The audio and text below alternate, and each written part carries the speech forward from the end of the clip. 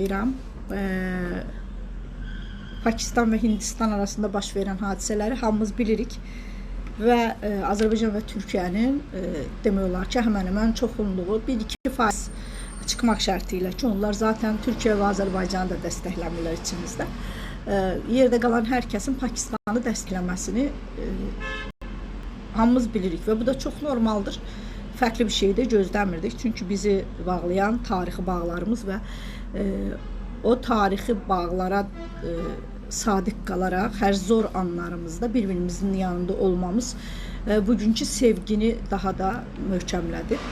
Və istər Qarabağ savaşında, istər Kıbrısda, ondan qabaq Çanakkale savaşı zamanı, ondan qabaq yəni bütün savaşlarda biz birlikdə bir-birimizə dəstək vermişik. Bəzən ya Azərbaycan ya Pakistanı torpaqları üzərində başqa bir dövlət qursalar da ya da əsarətdə saxlasalar da sadə xalq bu sevgidən əsla vaz keçməyib, eyni zamanda Türkiyə üçün də keçərlidir. Maalesef bəzi insanlarımız bunu anlamaq istəmir. Pakistan onlar özlərini hər zaman biz Baburun torunlarıyız deyirlər və Pakistanda dəfələrlə başbakan, cumhurbaşqanı da Baburilərdən deyə seçilənlər olub. Deməyim odur ki, bu ölkədə sadə insanlardan zənginlərə qədər heç bir zaman türklərə ayrım qoymayıblar. Gələlim Hindistana. Hindistan torpaqları zaten mən burada qeyd eləmişəm. Hindistan torpaqları üzərində türk dövlətlərini olduğunu və sonradan İngilislərin və başqa küresel oyuncuların oyuncağı olduqları üçün isyanlar etmişlər. Eyni zamanda türklərin də bir-biri ilə kavqası nəticəsində o torpaqlarda bir Hindistan deyilən dövlət qurulmuş. Əslində o torpaqlarda ben burada bir yazdım Qazinəlilərin orada mesela Delhi Türk sultanlığı vardı ki 1206-1526-cı illərdə çox önemli bir tarixi bir kimliyə sahib idi. Babur İmperatorluğu 1526-1858, Nadir Şahın o torpaqlara səfəri və o torpaqlardakı izi, eyni zamanda digər türk topluluqlarının olması, biz hamımız bunu çox yaxşı bilirik ki, bizim hardasa bugün bizim torpaqlarımız üzərində bir Siyonist Hind dövləti var. Onlar iynəyə tapsalar da, yəni bütün fəaliyyətləri, inanç sistemləri, duruşları Siyonizmdən seçilmir və elə Orta Doğunun Siyonist ölkəsi İsraillə də bunları bir-birinə bağlayan bağların əsas səbəbi budur. Yəni bildiyiniz İngilislərin hər yerdə, Asiyada, Orta Doğuda, Avropada və Asiyada qurduğu dövlətlərdə həmişə öncə inanç sistemini yox edirlər. Amma bu Hindistanda inanç sisteminin tamamen yox edilməsi demək deyil. Hindistanda 1 milyar 430 milyon insan var.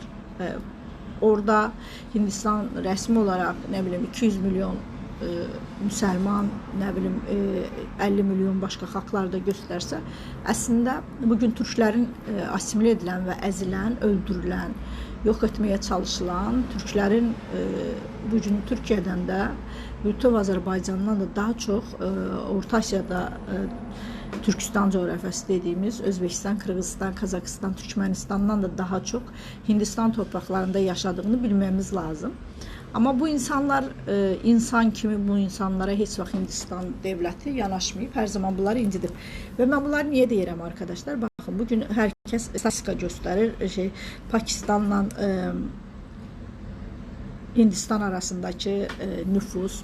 Mesela hamı deyir ki, ya Pakistan 240 milyondur, Hindistan 1 milyar 430 milyondur. Pakistanın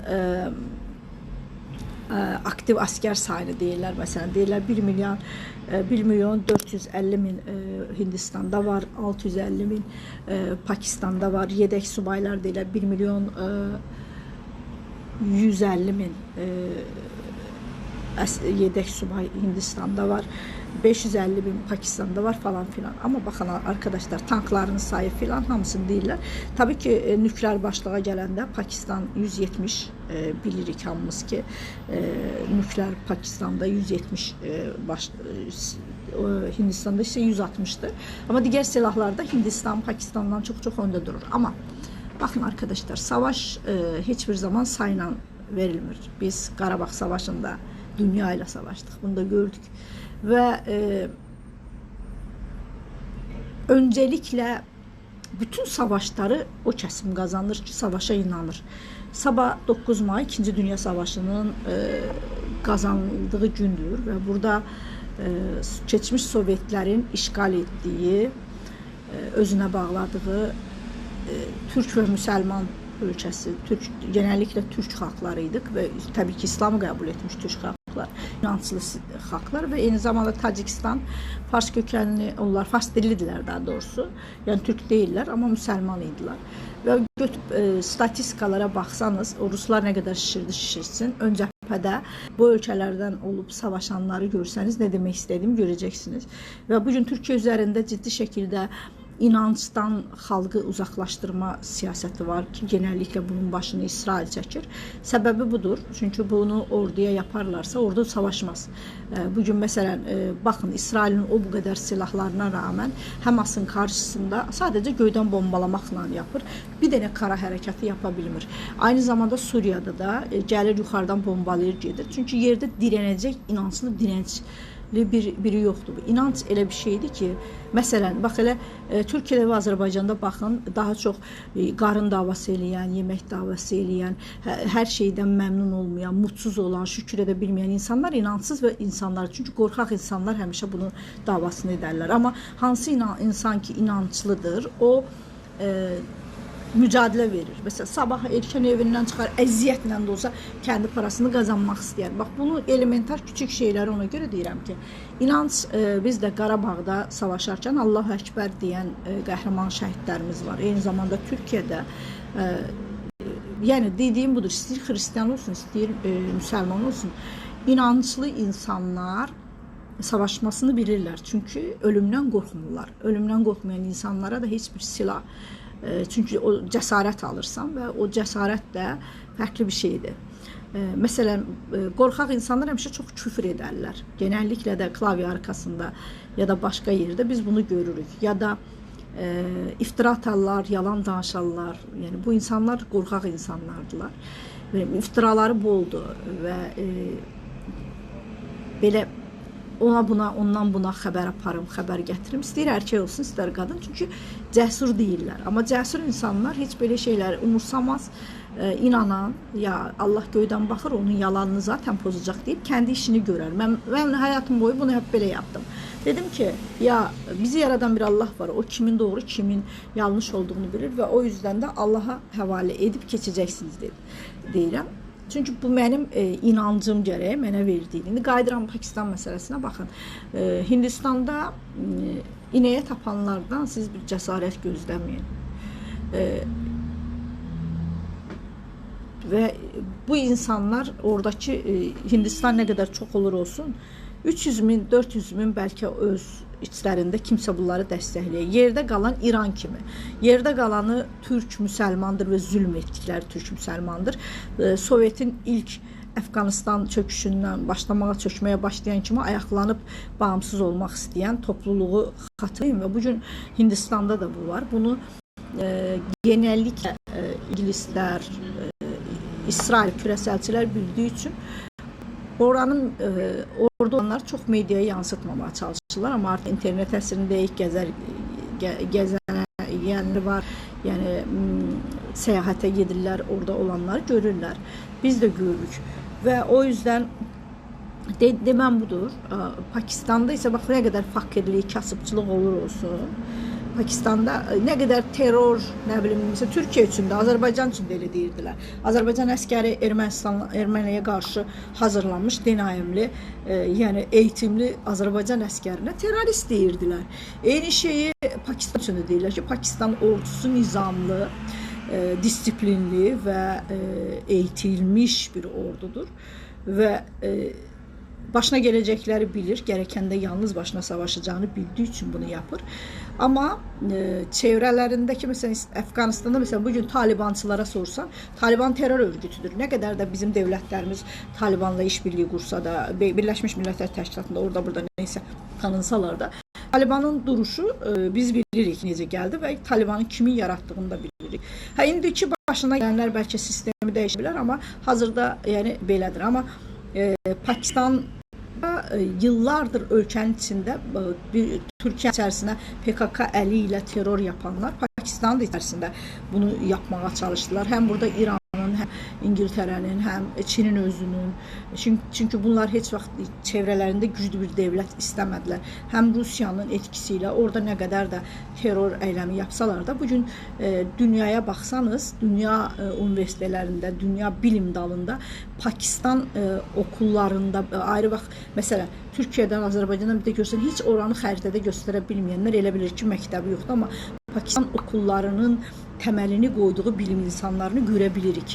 Yəni bu da o deməkdir ki, bütün o savaşlara rağmen, bütün saldırılara rağmen dik dura bilən, ayakta dura bilən və mücadeləsini verə bilən bir ölkədən danışırıq və tək özü içini deyil, eyni zamanda sınırlarından ona saldıran, məsələn bir neçə ay önce İran saldırdı, düzdür, Pakistan'da geldi, onlar da bir operasyon yaptı ve biz bunu bilirik ve torpaqların içərisinə bir terror örgütü falan da yerləşdirirlər. Hər da camilərdə, başqa bir yerlərdə biz terror olaylarını görürük. Bunun başında buna dəstək verən Hindistan var. Bunu hepimiz də çox iyi bilirik. Yəni deməm şudur. Çox da Pakistanla bağlı baxıram bəzi sosial mediada və qəzetlərdə onlarda silah çox tutulan. Baxın, savaşlar ürəklə verilir və Hindistanla Pakistan arasında bir fərq var. Pakistan ordusu ürəkli bir ordudur. Bu Pakistan ordusunun elə gücü deməkdir. Nükleer silahı Pakistan'ınki Hindistan'dan daha çoxdur. 160 onlardadır, 170 nükleer başlık Pakistan'dadır. Və Pakistan'ı yönetənlərin bir milli duruşu var. Və gərəkəndə onlarla birlikte yürüyen Rus'a da, Amerika'sına da, Çin'e de bütün zorluklara rağmen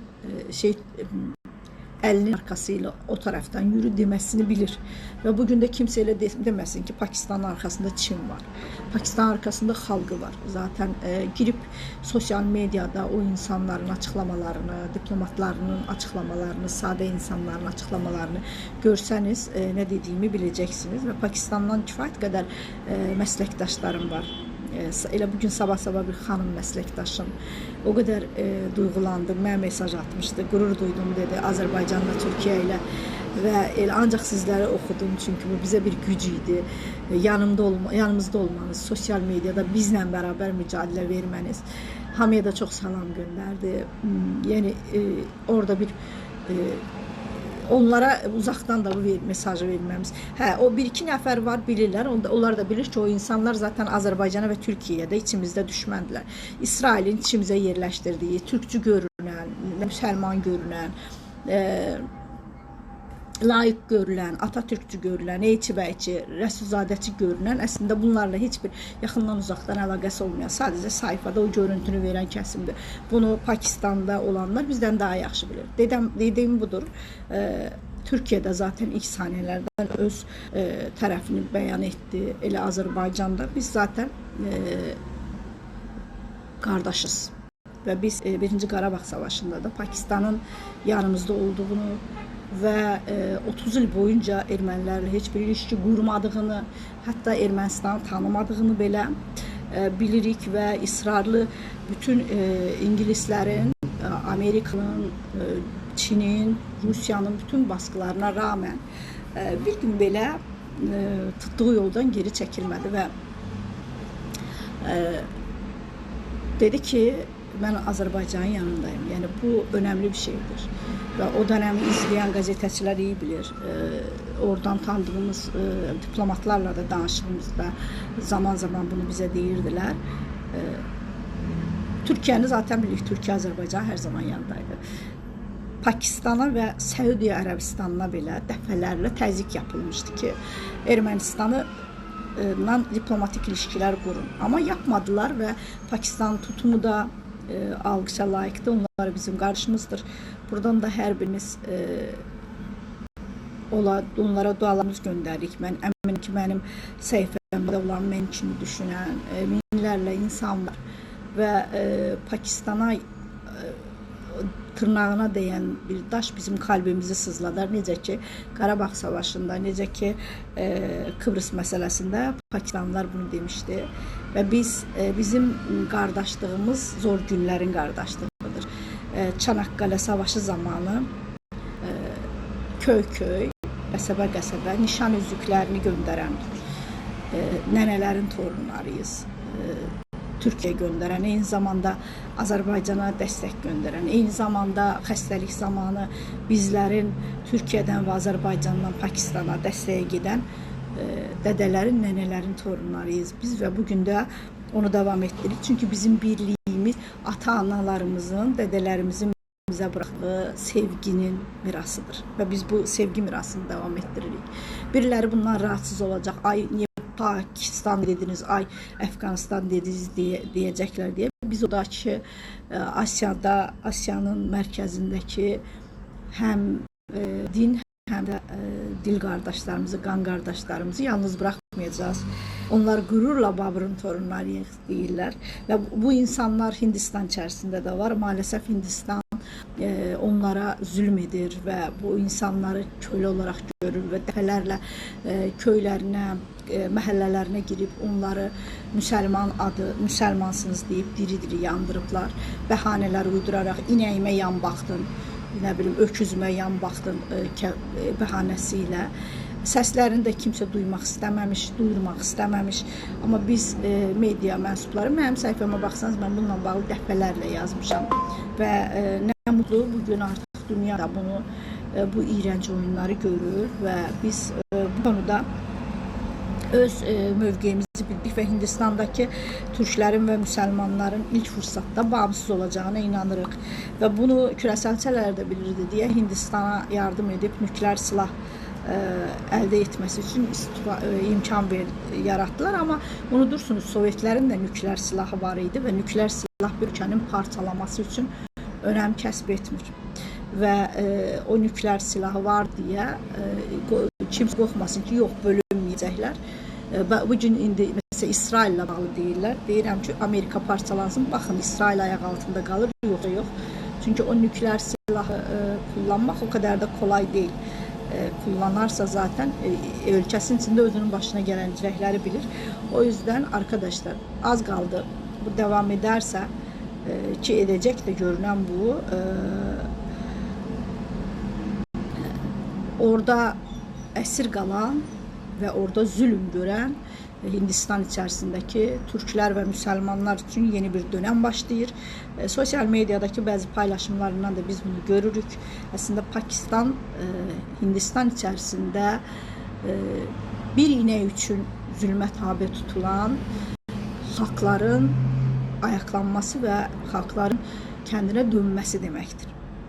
Onsuz da bunlar zülüm görürlər və yaxın günlərdə mən hesab edirəm ki, biz bunu görəcəyik və hətta bunu Amerikada bilir. Trump'ın məlum açıqlamaları olaya hər iki tarafa neytral yanaşması da bunun siqnalıdır. Çünki İran məsələsində də küresel gücler İran'a dişlerini sıkırlar ama ısırmırlar. Çünkü İran parçalanarsa içinden büyük bir Türk devleti çıkacağını bilirler.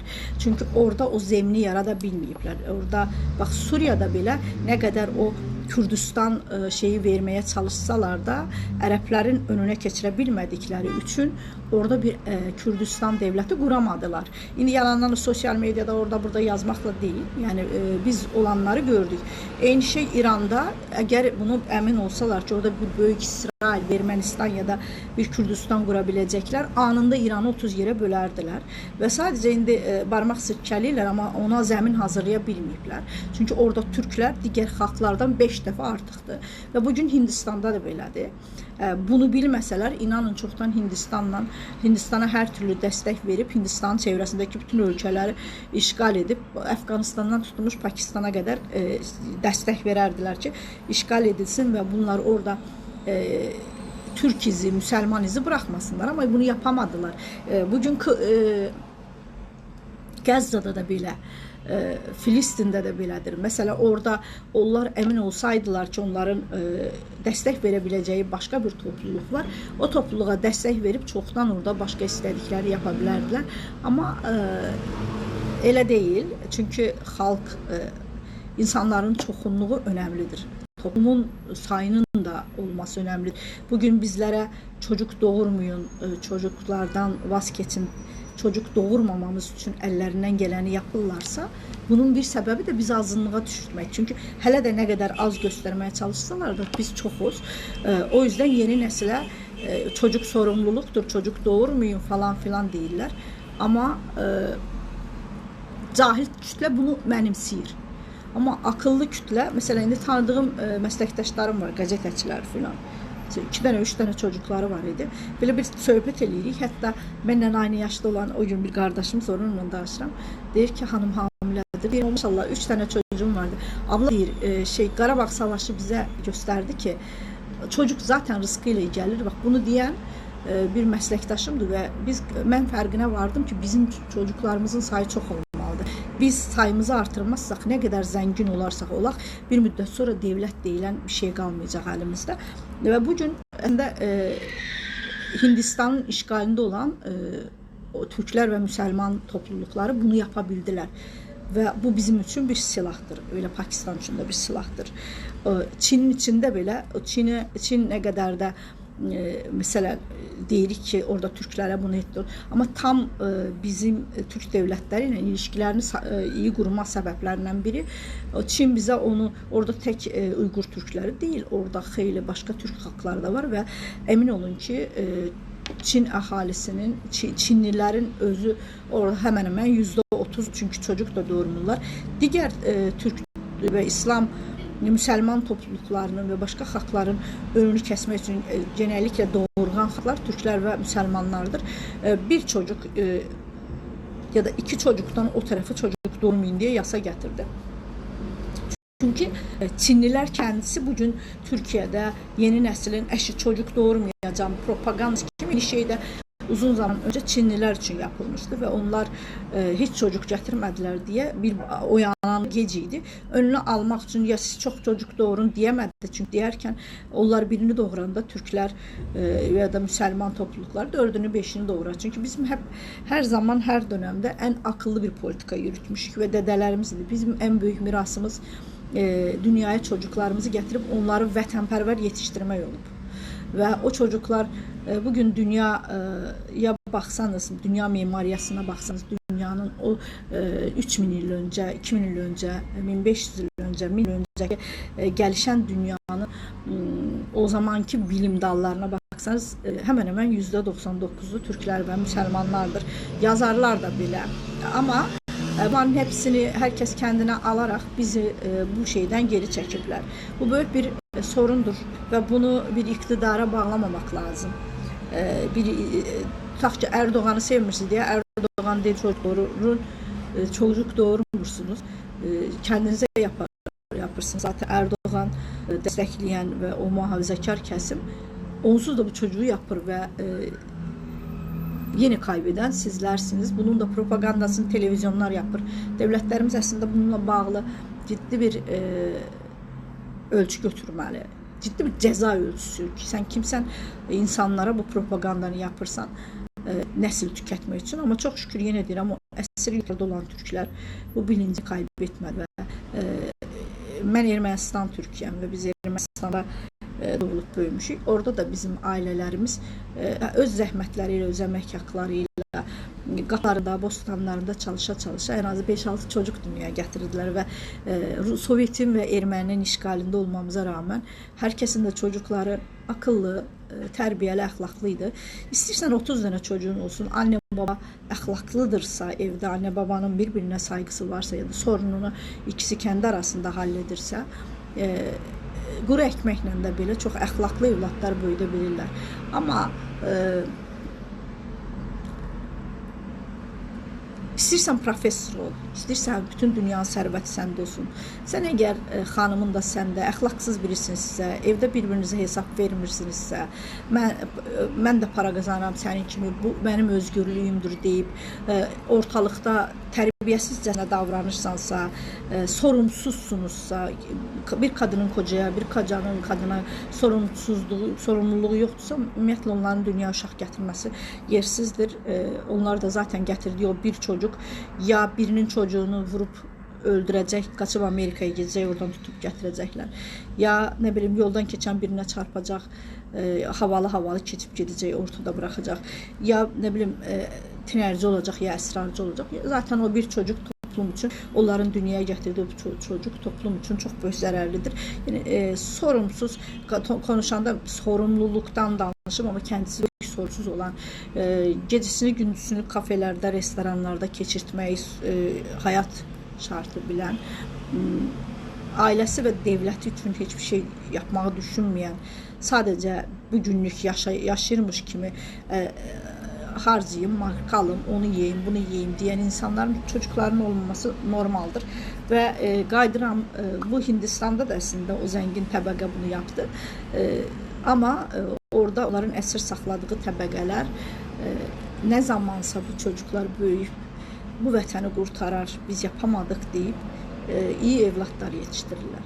Fakirdiler ama vatanpərvərdirlər. Bugün dediyim kimi Qəzzada gözümüzün qarşısında her gün onlarla, yüzlerle insan ölmesine rağmen yine dünyaya çocuklarını getirirler. Bizim kısasımız onlar alır. Bu vatan onları kurtar. Yani vatanı tükənerek düşman eline bırakmak istəmirlər. Bu bir milli bilinçdir. Bu bir məfkurədir. Ve Pakistan'da da bunu yaptılar ve Hindistan'da əsir qalanlar da bunu yaptı. Dönürəm Pakistan, Hindistan meselesine bakın arkadaşlar. Əslində içerideki o anlattığım o təhlükəni Hindistan'ı yöneten güclər bilir. O yüzden de Pakistan meselesinde düzdür, havadan qalxdılar, attılar. Pakistan zaten 3 saat içinde tədbiri caizsə bunların tam belə ölkəsinin içindən keçdi. Ama Pakistan xalqının duruşu da önemli. Mesela ben Hindistanlı bazı arkadaşların sayfalarına baktım, genellikle Müslümanlar. Orada içeride Siyonistlerin şey etmiş, durmadan İslam'a ait ne varsa ayakları altına atıp üstünden keçmesine falan tepki göstermeye başlayıblar. Yani içeride ciddi bir qaynama var. Bu savaş ciddi şekilde başlarsa emin olun ki Hindistan içerisinde bir zamanlar zaten Pakistan toprakları olmuş o çok bölgelerin anında Pakistan'a birleştirilmesi, bölünüp Pakistan'a birleşmek için ayaklanacağını da göreceksiniz. Ve devam ederse yakın günlerde biz bunu göreceğiz. Önemli olan üzerlerindeki o baskıdan şimdi çekinir, o çekinmeni kaldırmaktır. Zaten bunlara karşı birinin savaştığını gördüğü an insanlar da silahını alıp o taraftan bu baskıdan, bu iğrenç rejimden kurtarmak için mücadele verecekler. Yani Pakistan'la Hindistan arasında en büyük sebep de budur. Avantaj da budur. Pakistan'ın içerisinde de fakirlikten falan ama adamlar dün hemen açıklama verildi. 250 milyon askeriz değildi. Çünkü o şükür etməsini bilən bir topluluq var. Savaşan bir topluluq var. Bu bir tərəfdə isə savaşan topluluq ineyə tapan bir topluluqdur. Onlar zaten biz bilirik ki fırsatda kaçacak. Ve içeride de bunlara karşı narazı, inançlı savaşmak isteyen bir topluluq var. Yani Hindistanla Pakistan arasındaki en budur. Yani Pakistan aslında hazırki durumda biraz da cəsarətləndirən budur. Mən hesab edirəm ki küresel güclər bu savaşın durdurulması için öyle veya böyle indi biraz silah sattıktan sonra mücadele verecekler. Sebebi de az önce dediğim gibi yok, Hindistan'ın kazanacağını bilseydiler emin olun ki sonuna kadar her türlü destek verecekler. İndi biraz güclenen Pakistan'ı etmek için, belki zayıflatmak için öyle böyle biraz devam edin diyecekler. Ama ben 3. Dünya Savaşı'nın herkesin təqdim etdiyi kimi başlayacağına inanmıram. Zaten 3. Dünya Savaşı Saddam Səddama qarşı operasyon başladığı gündən başlamışdır və tarixə də 30-35 illik bir savaş olaraq keçəcək. Çünki biz bunu, yəni daha artıq hansı savaşdan danışırıq? Orta Dağda göydən bomba tökərək xəstəxanələr, okullar bombalanır. Daha nə etməlidirlər ki, biz buna 3-cü Dünya Savaşı deyək. İllah nükleer mi olmadı? Bugün İsrailin Qəzzaya tökdüyü bombalar hardasa 3-4 nükleer ağırlıqda və ondan daha çox güclü bir bombalama tökülüb. Daha nə yapmalıdırlar ki, biz buna 3-cü... Başlarsa 4-cü Dünya müharibəsi başlayar. Hələ 3 bitməyib deyə 4-də başlamaz. Mən belə düşünürəm və Pakistan ordusuna dualarım onlar üçündür və qardaşlarımızın yanındayız. Şəxsim adına deyirəm və əminəm ki, mənim kimi düşünən milyonlar var. Dualarımızdadılar. Və kimsə bizə silah alın, gəlin bizlə burada savaşın demir. Qarabağ savaşında da biz aynısını deyirdik, amma duruş, siyasi təpki və sosial media bugün dünyanın ən böyük silahıdır. Və sosial mediada doğru takılmaq, yabancıların sayfasında Hindistan iç yüzünü göstərərək öyle veya böyle Pakistana dolayısıyla dəstək vermək hər birimizin boynunun borcu olmalıdır. Mən şəxsim adına bunu yapıram. Hər birinizə təşəkkür edirəm.